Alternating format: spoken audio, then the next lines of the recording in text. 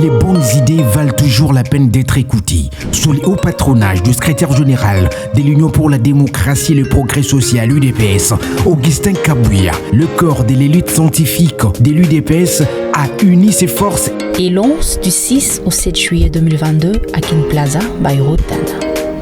Sa première conférence sur les défis du développement de la République démocratique du Congo. Plusieurs éminents auteurs seront au rendez-vous autour du thème principal. Science au service du peuple, prenez rendez-vous. Car c'est ici que les intelligences se réunissent pour une initiative unique en vue de développer la RDC. Pour toute information, contactez le numéro le plus 243 89 95 49 969 ou le plus 243 81 78 38 089.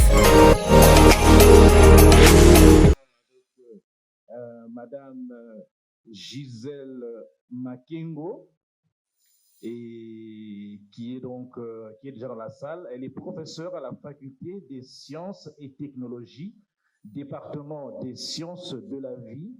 Elle est secrétaire du département chargée de la recherche. Son domaine de recherche, c'est la biochimie de la nutrition.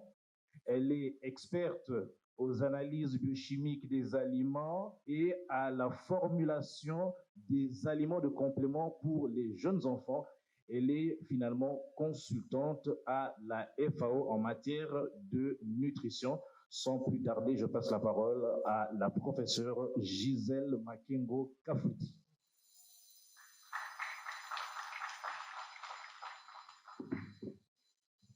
Je salue tout le monde. Je pense qu'il fait soir, mais c'est un bon moment. Ok, je vais parler sur la culture de matières premières locales, qu'on appelle, si on peut appeler aussi les produits locaux pour lutter contre la malnutrition en RDC. J'étais ravi de joie quand le conseiller en matière de santé qui a parlé sur la malnutrition. Sincèrement, c'est un problème majeur en RDC. Et nous allons essayer un peu d'en parler en quelques minutes parce qu'il y a beaucoup à dire, mais je vais essayer un peu de synthétiser l'essentiel par rapport à la situation actuelle en RDC suite à la malnutrition. Alors, par rapport à la culture, je me suis dit, nous sommes là, la RDC est remplie de plusieurs matières premières qui sont utiles, il y a des fois que nous négligeons, qui peut résoudre les problèmes de la malnutrition en RDC. Et partant de cela, je me suis dit, je vais aller au but. Quel est le problème? OK? Je disais que, comme je l'ai dit, en RDC, la République démocratique du Congo est confrontée à des déficits alimentaires et nutritionnels multiples et variés. Voilà, je vais aller un peu.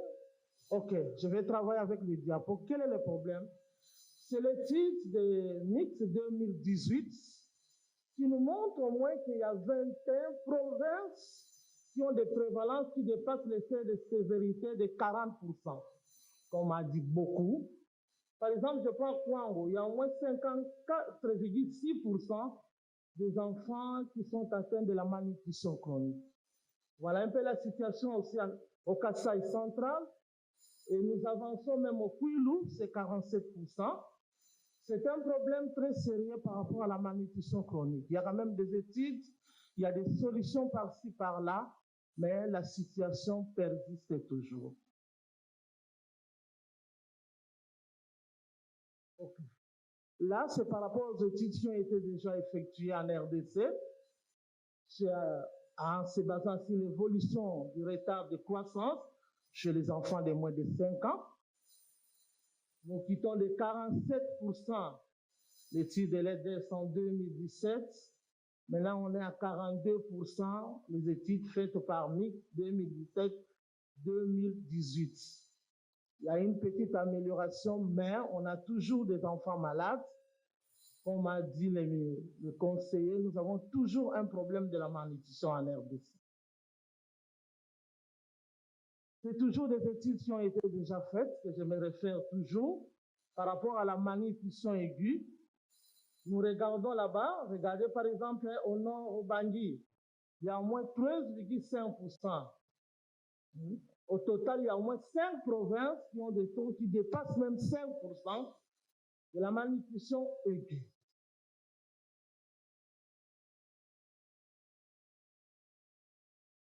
Par rapport à l'évolution, les études déjà faites, nous avons les épidémies, CEDES, voilà un peu, nous quittons de 10% à 7%.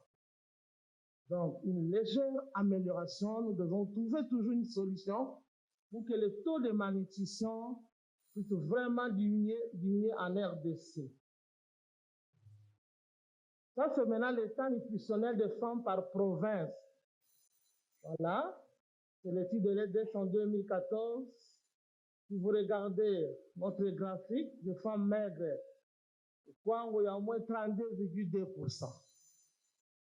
Donc, vous devez savoir qu'il y a un problème de surpoids. On calcule par rapport à l'indice de masse corporelle. Il y a des femmes qui sont vraiment obèses. C'est la malnutrition. Et partant de toutes ces données, je me suis posé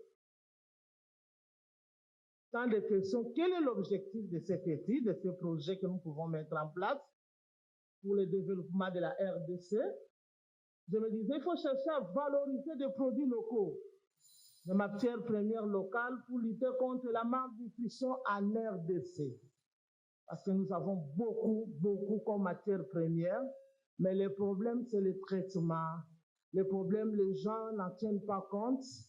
Il y a une négligence. Nous avons beaucoup qu'on peut mettre en place. Après des analyses déjà effectuées au laboratoire, il y a vraiment des matières premières qui ont une bonne valeur nutritive qui peut résoudre les problèmes de la malnutrition en RDC. Et ces matières premières que nous pouvons même mettre en place pour formuler des aliments de complément, un aliment sain, une alimentation équilibrée pour les enfants. Mais souvent, on est toujours derrière des aliments thérapeutiques prêts à l'emploi qui est importés, qui coûtent trop cher. Deuxièmement, pour arriver dans des milieux plus loin, ça pose toujours un problème. Et partant de cela, j'ai essayé un peu de tirer quelques aliments, parce qu'il y en a beaucoup. Voilà là, nous avons quelques matières premières qui ont une bonne valeur nutritive. Il y a des fois, nous négligeons par des traitements. Les premiers aliments, bien matières, les graines que nous voyons ici, ce sont des vandjous. Il y a des fois, nous ne mangeons même pas ça. Et si vous constatez, beaucoup même n'en connaissent pas. Ce que nous appelons nzukumaï. Il y a toute une négligence totale. Il y a même des femmes qui dépassent là pour aller acheter d'autres choses par rapport au nzukumaï qu'on vend sur les marchés. Et après des études, nous avons constaté que c'est un aliment vraiment qui a une bonne valeur nutritive par rapport aux analyses déjà effectuées. Et j'ai fait le constat sur le terrain, beaucoup. En RDC, on n'en produit pas beaucoup. Et je suis arrivé même à formuler un aliment de complément à base de produits locaux que j'ai nommé Fami. J'ai mis les vandjous, l'arachide, maïs, igname, mais j'avais même des difficultés pour trouver les vandjous. Et jusqu'à tel point, comme mon mari fréquente l'intérieur, je lui ai demandé de faire la culture à l'intérieur pour que nous puissions avoir une grande quantité afin d'aider les mamans à donner un aliment de bonne qualité nutritive chez leurs enfants. De l'autre côté, là-bas, nous avons l'arachide. J'ai été quelque part dans une conférence, nous avons été vraiment en RDC humiliés, soit disant que nos arachides renferment des aflatoxines. Je dis non, parce que moi j'ai analysé au laboratoire. Nous avons cherché à mettre avec des étudiants en place, à partir sur le terrain, regarder comment les mamans récoltent les arachides. Et ce sont ces arachides-là qui m'ont aidé même, ensemble dans notre laboratoire avec d'autres chercheurs, de mettre en place des aliments de complément de bonne valeur nutritive. Et aujourd'hui, on qualifie les aliments de complément seulement ce qui est importé, Cerelac, France-lait. Les mamans sont très contentes d'acheter France-lait pour leurs enfants. Donc nous avons tout ce comme matière première qui ont une bonne valeur nutritive, que vous pouvez préparer un aliment pour votre enfant. Vous êtes toujours dans des supermarchés inutilement.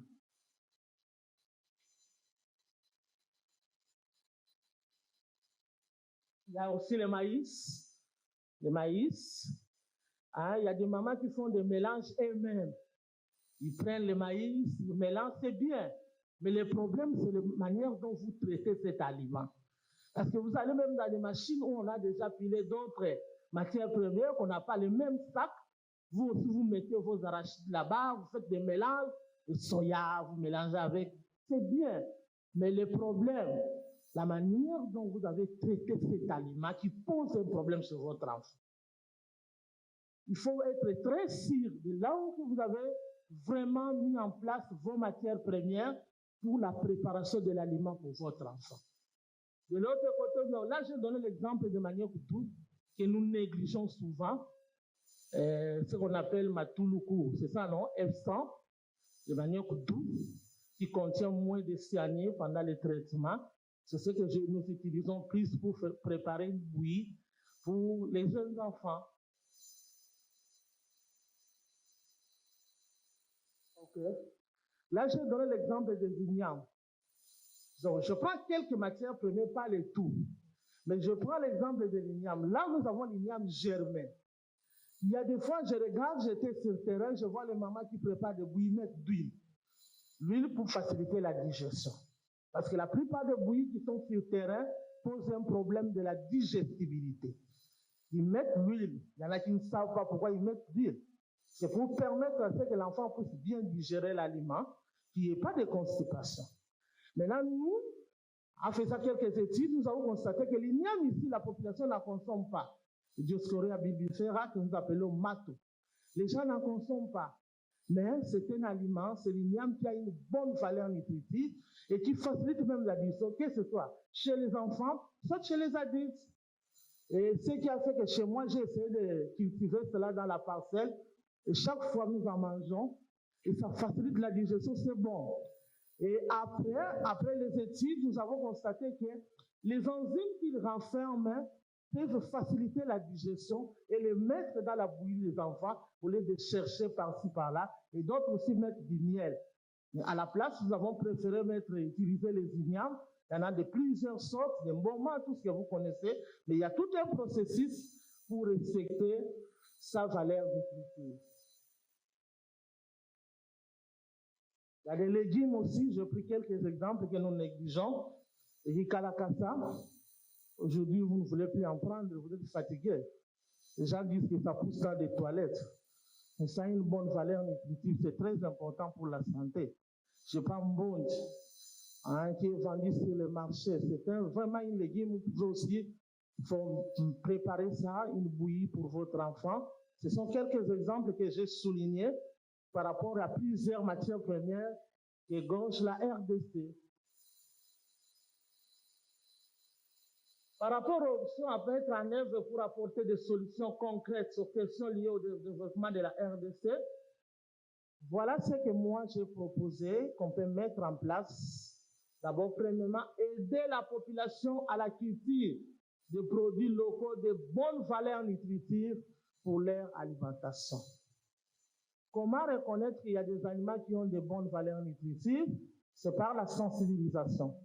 Nous devons aider la population de la RDC à découvrir quels sont les aliments qui ont une bonne valeur nutritive, que nous, on a déjà étudié, qu'on connaît. Le problème est qu'en RDC, on n'a pas une table de composition des aliments. La plupart des tables que nous utilisons, c'est les tables effectuées par effort. Mais en RDC, jusque-là, quelques matières premières qui ont faire une table de composition des aliments, il n'y en a pas. Je crois que c'est un sujet très important qu'on met en place. Et enfin, je crois que je clôture, aider les mamans à formuler les aliments de complément pour leurs enfants. Ce sont des propositions que je mets en place. Je pense que nous aurons le temps en discuter par rapport à ces matières premières. Ça peut nous aider à formuler un aliment de complément de bonne valeur nutritive. Je vous remercie.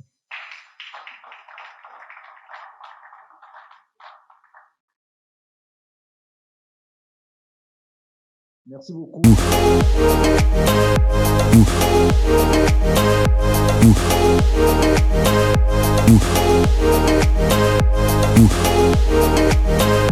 Ouf.